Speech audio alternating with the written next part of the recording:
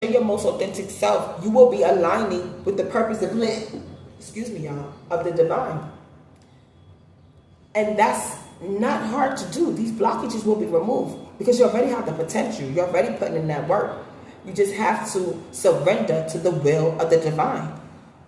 And I know that's easier said than done, but it's only right. He is our creator. Who are we here to please, man or the divine? It's only right.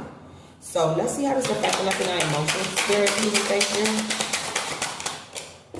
courage, yeah.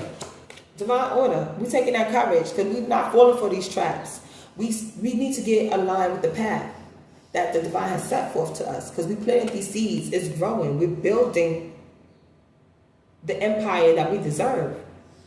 But if we're not paying close attention and discerning by following his will, we'll get caught in these traps and everything we work for, it could fall apart. And you don't want that. You don't want that. So just make sure you are wealthy spiritually, emotionally, according to the divine's purpose.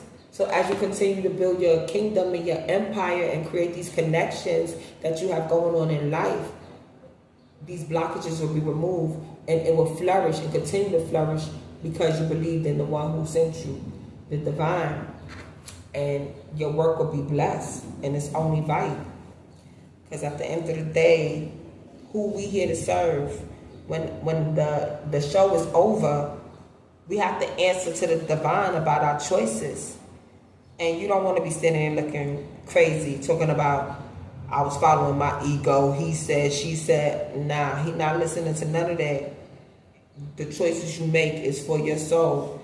And if you care anything about your soul, you want to make sure that you align it with the plan and the design of the divine to make sure you live in your most authentic self, so that way he can continue to bless your kingdom and your opportunities and your connections the way they need to be blessed.